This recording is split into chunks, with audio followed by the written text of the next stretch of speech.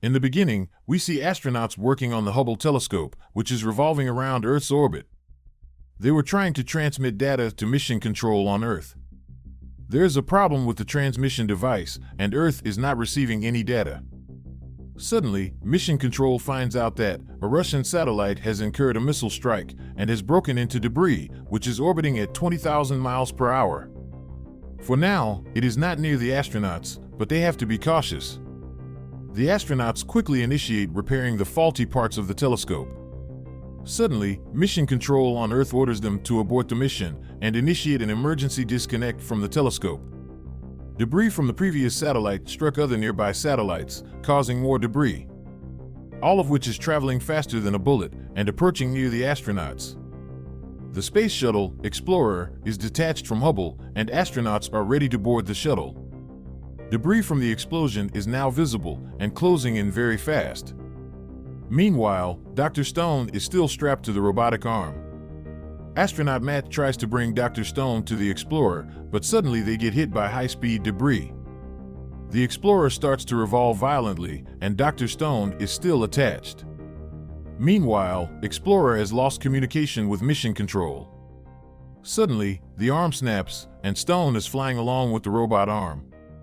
Dr. Stone detaches from the robotic arm, but continues to revolve and now moves towards deep space. Meanwhile, Stone realizes that she has lost communication with both the Explorer and Earth's Mission Control. After a while, the comms pick up a transmission from Kowalsky, asking about her location. She flashes a light to designate her location. Kowalsky uses thrusters on his suit and approaches Dr. Stone. Using the tether, they were able to stop the revolving motion and are now flying toward the space shuttle, Explorer. They have about 90 minutes before the debris completes an orbit around Earth and hits them again. They move to rescue the body of a fellow astronaut. The Space Shuttle Explorer is severely damaged, and there are no survivors apart from them. Matt spots the ISS on the horizon and plans to use the escape pod Soyuz to return to Earth. Using the thrusters, they fly toward the space station. Meanwhile, the system reports low oxygen levels in Dr. Stone's suit. The inhabitants of the ISS already left, using escape pods. The remaining Soyuz escape pod suffered surface damage.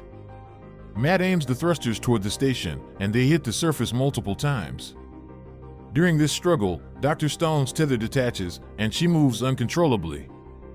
Fortunately, she is able to attach herself to some free cables. She grabs onto Matt's strap and prevents him from going further. But since the cables aren't strong enough to hold both of them, Matt detaches the hook and sacrifices himself. Matt instructs her to open the airlock and board the station. Stone barely manages to get to the escape pod just before her oxygen runs out. She tries to communicate with Matt, but there is no response. The alarms start to blare, indicating a large fire. Stone tries to put out the fire, but barely manages to escape the fireball. She powers on Soyuz and is ready to detach from the station. But the module is trapped in cables and gets pulled back. Stone tries to steer it and barely prevents it from crashing. She puts on her suit, straps in her tether, and goes out to free the module from the cables. While detaching the cables, another wave of debris approaches the space station and blows it into pieces. Just in time, Stone manages to remove the last cable, and Soyuz starts flying away from the station. She sets a timer for the next debris hit, aligns Soyuz towards the Chinese station, and initiates the launch sequence. But Soyuz fails to launch. Its dial indicates that there is no fuel left. Dr. Stone tries to communicate with Earth, but experiences a communication blackout. Stone loses all hope and lowers oxygen pressure in the cabin. Suddenly, we hear a knock on the window, and it turns out Kowalsky is alive and has reached the Soyuz escape pod. He tells Stone that they shouldn't lose hope and should work on a plan to get home safely. Stone is very tired and dizzy.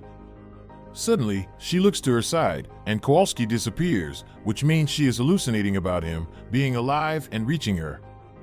Dr. Stone now regains confidence and normalizes O2 pressure. She looks for the Soyuz landing manual and detaches the engine and BAO module.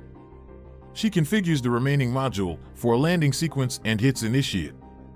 The last remaining boosters on the Soyuz power up and it gets closer to the Chinese station. As soon as Soyuz gets closer to the station, Stone ejects herself from the module.